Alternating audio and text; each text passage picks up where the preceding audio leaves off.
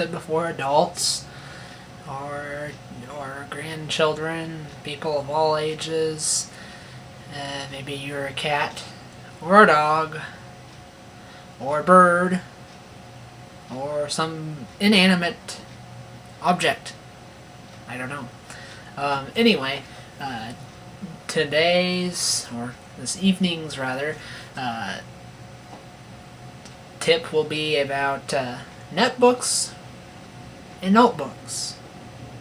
Let me speak that a little more clearly. Netbooks and notebooks, because there's a little bit of a difference.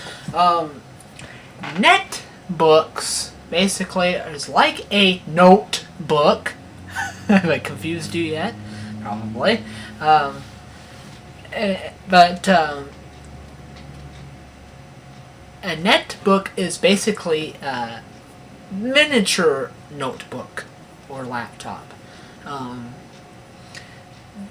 Generally, the screen in a netbook will be 12 inches or smaller. It normally won't have as much memory.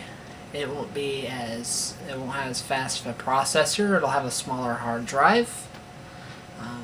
Basically, that's what a netbook is. It's basically a simplified notebook.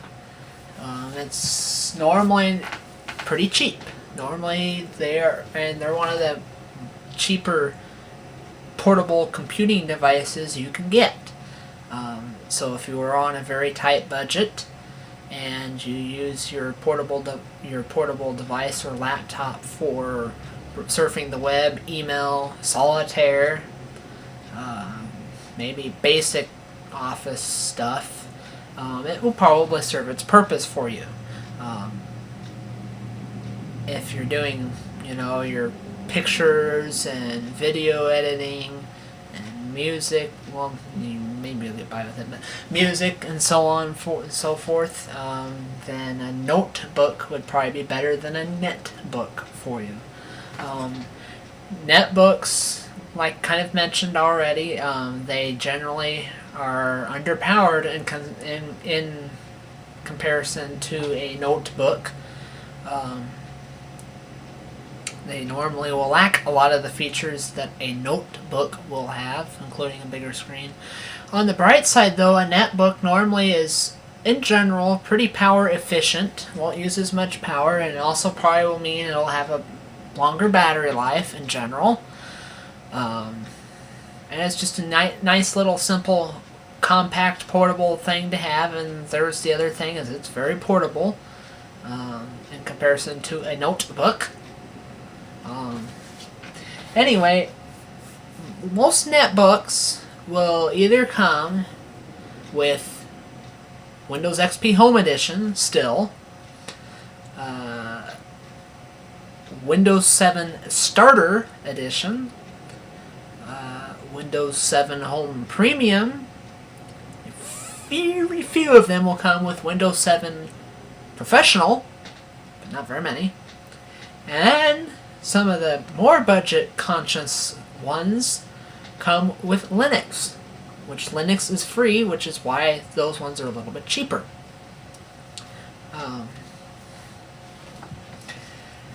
Now, let's say you're looking at netbooks and you see one with Windows 7 Starter and you see one with Windows XP Home Edition. And you ask me which I would use. It really depends. I am a fan of Windows 7. Some of you may argue with me there. I do like Windows 7 quite a bit. However, I do not like Windows 7 Starter Edition that well, because it lacks a lot of features. And in fact, it lacks so many features that good old Windows XP Home Edition from back in 2001 still would have more features in it than Windows 7 Starter does. Now, with that being said, if you are willing to spend a little bit of money to take your Windows 7 Starter note or netbook and upgrade it to Windows 7 Home Premium or Windows 7 Professional or Windows 7 Ultimate. I don't know why you'd have Ultimate on it, but if you actually wanted to spend that money, then probably going the route of Windows 7 would probably be better, because eventually Windows XP is not going to be supported anymore at all. So what would I choose? Depends. But if you don't want to spend more money than you have to, I'd say for now, stick with Windows XP Home on your NETbook. Now, if you find a NETbook that comes with Windows 7 Home Premium, that would be a different story. Then I'd probably go through with getting Windows 7 Home Premium instead of Windows 7 Starter or Windows XP Home Edition. But my thing I would say, though, is if you're going to buy a NETbook with Windows 7 Starter and spend the money to move up to Windows 7 Home Premium or Windows 7 Professional or whatever, if you're going to spend that kind of money, you just as well be looking for a little bit higher end NETbook that already comes with it. Or better yet, if you don't mind carrying it around a little bit bigger of a device, a notebook that has a little bit more juice with it. And now, back to me, and again, like my disclaimer says, I'm just JoJo the Monkey Boy. These are my own opinions, my own thoughts. That's just what I would personally decide. If maybe Windows 7 Starter would work for you, and if it does, have at it. But for a lot of people and a lot of times and uses, Windows 7 Starter just kind of I'm going to quote off of Wikipedia, which, since I'm JoJo the Monkey Boy, I can't promise everything's accurate, but here are some of the things that turned me off on Windows 7 Starter Edition, which, by the way, you cannot actually go to a store and buy a Windows 7 Starter Edition. It only will come pre-installed. You can't go out and buy it. Only Home Premium and Professional and Ultimate here in the US you can. Anyway, Windows 7 Starter, you can only have 2 gigs of RAM in your machine. It will not work with more than 2 gigs of RAM. If you have a NETbook with 3 or 4 gigs of RAM in it, not going to work. And actually Windows XP Home Edition would.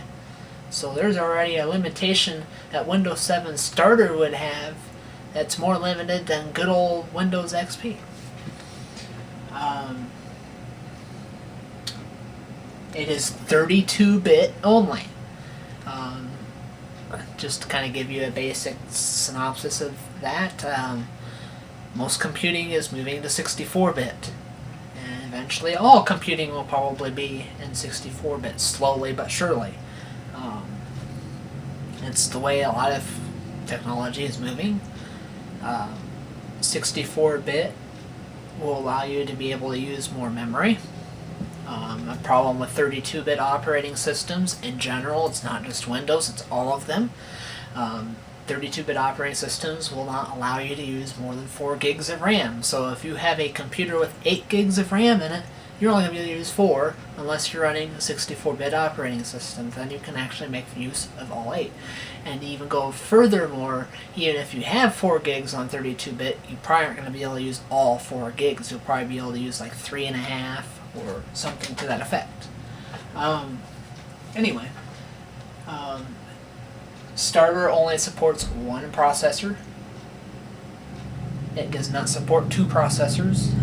Most computers don't have 2 separate processors in it. They might have multiple cores, but anyway, I digress. Let's see. The built-in DVD decoders are lacking in Windows 7 Starter. They are not there, not present.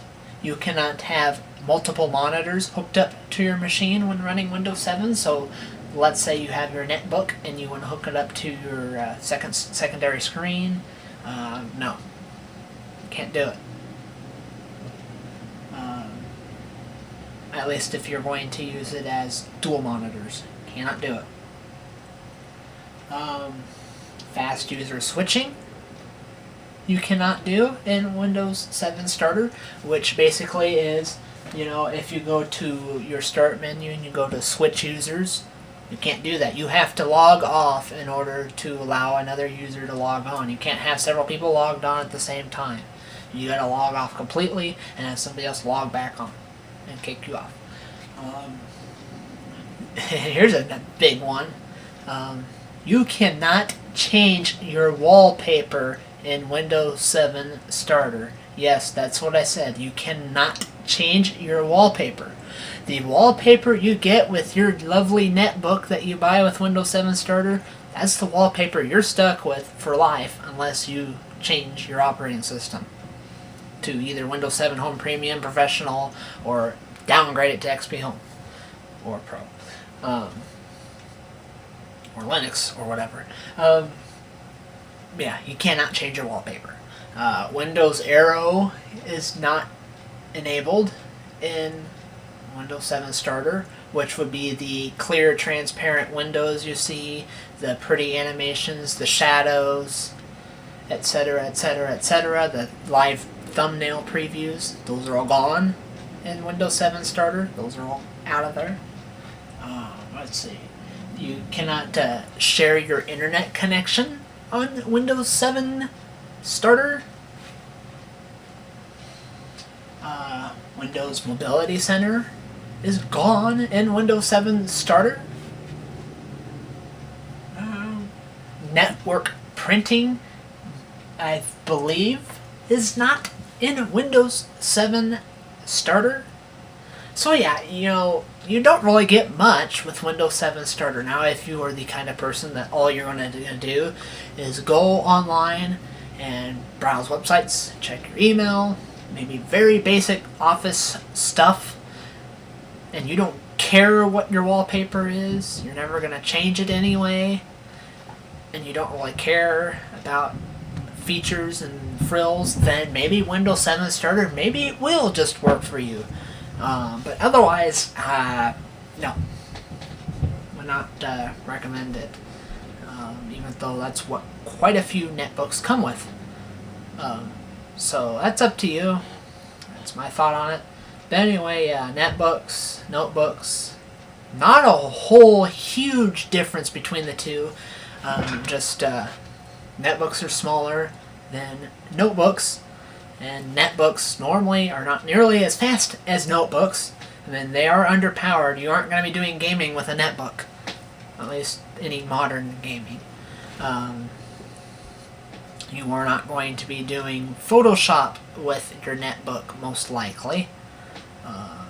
Or managing any intense software.